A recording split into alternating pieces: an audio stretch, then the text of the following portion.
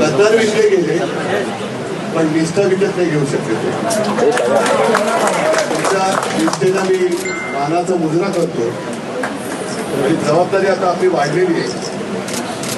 मी तुम्हाला सगळ्यांची पहिल्यांदा मी दिलगिरी व्यक्त करतो, कारण आतमध्ये जरा नगरसेवकांशी बोलत होतो, त्याला सुद्धा हेच सांगितलं की आता आपली खरी जबाबदारी वाढलेली आहे.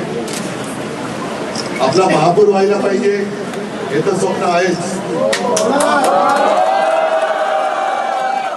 बघू देवाच्या मनात असेल तर तेही होईल.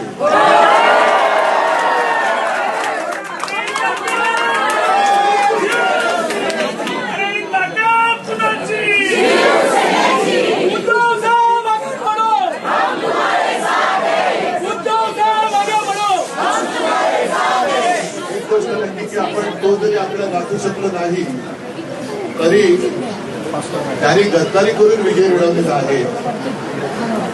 तो विजय मुंबई गहाण टाकण्यासाठी त्यांनी मिळवला आणि हे जे पाप आहे त्या पापाला मुंबईकर मराठी माणूस कधी क्षमा नाही करणार.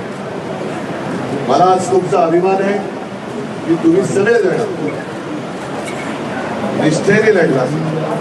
अगदी अक्षरशः आम्ही सगळेजण जेव्हा फिरत होतो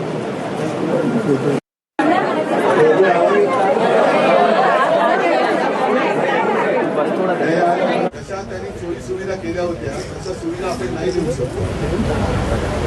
कारण तन मन धन, आपल्याकडे तन आणि मन आहे आणि त्यांच्याकडे फक्त धन आहे. आणि आपल्याकडे जी काही शक्ती आहे त्या शक्तीच्या जोरावर आपण त्यांना काम करून आहे.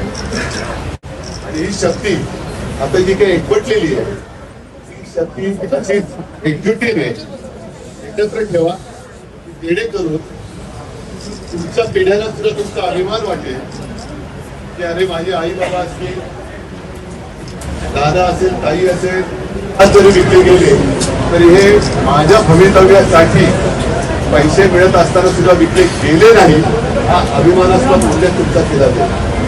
हे यश पूर्णपणे मी तुमच्या चरणी नतमस्तक होऊन त्या विजयाची श्रेय तुम्हाला देत आहे. असेच सोबत राहा.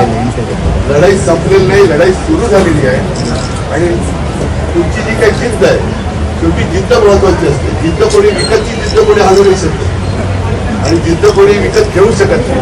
या जिद्दीच्या जोरावर आपण परत जिंकू. मला तर त्याची काही चिंता वाटत नाही. सगळ्यांना मी परत धन्यवाद देतो. असेच एकत्र राहा, मजबूतीने राहा. धन्यवाद. जय हिंद, जय महाराष्ट्र.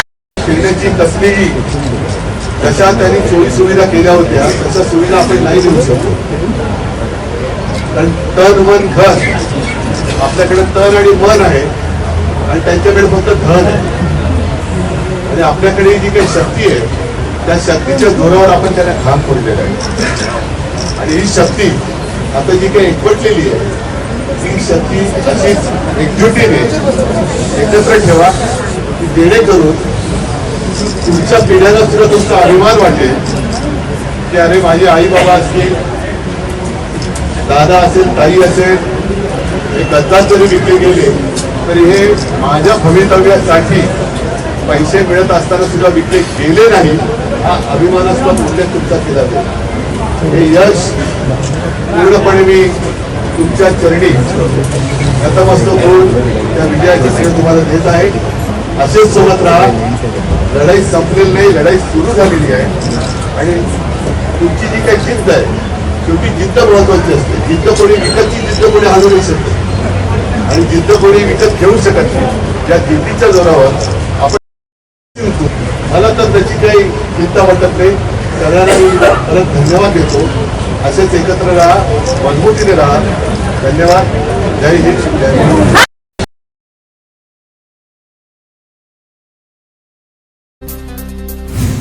आरक्षण